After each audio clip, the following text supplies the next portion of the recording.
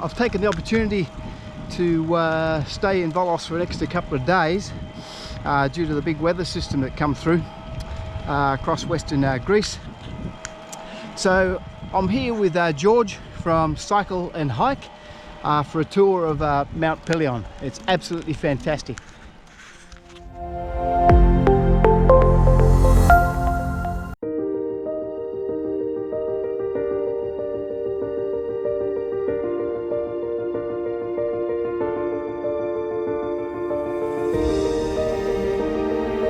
What are we going to see today on Mt Pelion? We're going to pass from a forest. Yep. A very wild one with a tricky dusty road going down, and then we're going to take a more easy dusty road to reach a mountain village called Zagora. We're going to make a small break over there for coffee in the nice square, and then we're going to continue to another mountain village, Puri, which is almost at the end of the civilization, we say. It's very wild, the nature over there is very wild. And then we're going to head down to the coast, to a seaside village, very, very small, tiny village. And then we're going to continue to Chorefto, one of the east side villages with nice beaches and bars and restaurants, which now I don't know after this weather how we're going to find the situation over there, with less tourists and hopefully with sun. I'm actually doing this tour on an e-bike, but I'm also not ashamed to tell you that I'm a convert already. These e-bikes are absolutely fantastic. You have to be on one to ride it to appreciate the benefits that they offer you. One, it just gives you a more relaxed ride. You not have to expend all your energy on the hills, etc. And it really is a unique experience. The tour begins at Chania, where you descend a trail through beautiful forest, a popular place shared with hikers. Next you break out into orchard fields, ripe with apples and ready for picking. Lots of wild fruits as well. Continuing the descent, you pass through mountain villages, where you take a welcome coffee break and walk about the old town squares. Walking over century-old pathways and taking in the old ways of building things. It really feels like stepping back in time. You'll definitely make some new friends here.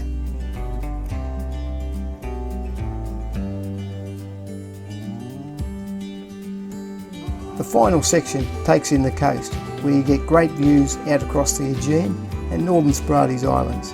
You finish at a quaint little coastal town. The previous weather system also brought in some excellent swell, enough for surfers to get out, and according to George, this is a rarity. If you ever find yourself in Volos, look up Cycle plus Hike for an excellent day's out.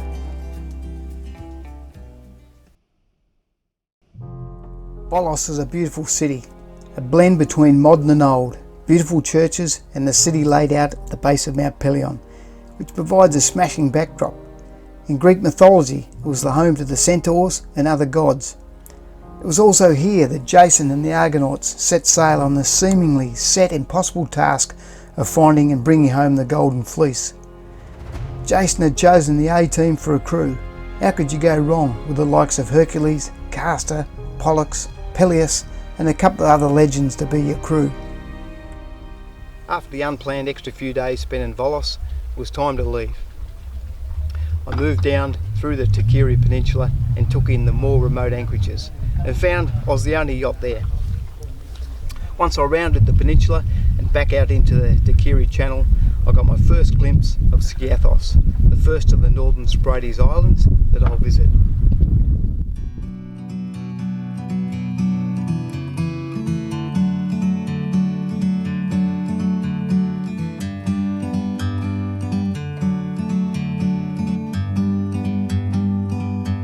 Like a bird on a tree,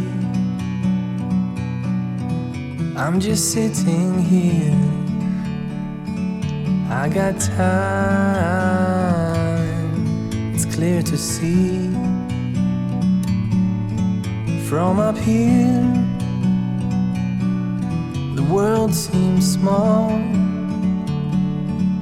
we can sit together. It's so beautiful, you and me. We meant to be in the great outdoors, forever free.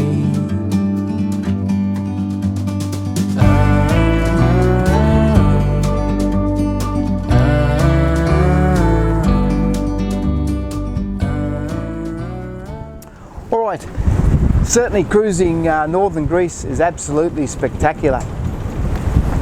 I pulled into this anchorage yesterday afternoon, and I think it's one of the best anchorages I've been in for the 2 months I've been cruising northern Greece.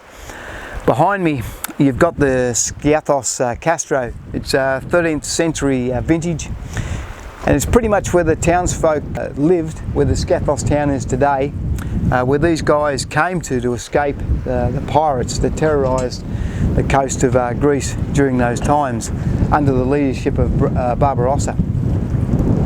The Castro itself had more natural defences than man-made. It was very hard to approach from the sea.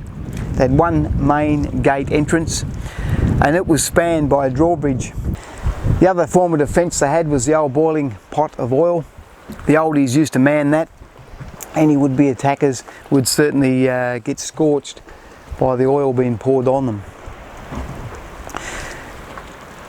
The azure blue waters here, I've got a depth of about 20 metres vis underneath the boat at the moment. The negligible tides, spring and neap tides, only range between 10 centimetres, 0.8 of a metre around this region. And the ability to be able to get up onto the deck and look out at the next island to where you're going to certainly can lead you into a bit of a false sense of safety. The winds here can blow force 5 and force 6, and they can whip up frightening short steep seas that can put the crew, the boat and yourself in danger. So it takes a little bit of prudent planning, regardless of which region you sail in here or at what time of year. My daily routine for planning actually starts the afternoon prior. Once I've got the anchor down, I'll do a quick swim underneath the hull, check for any bommies or hard structures that may damage the hull on the anchor swing. Then I'll swim the anchor chain to make sure it's not fouled, and finally check that the anchor is actually in.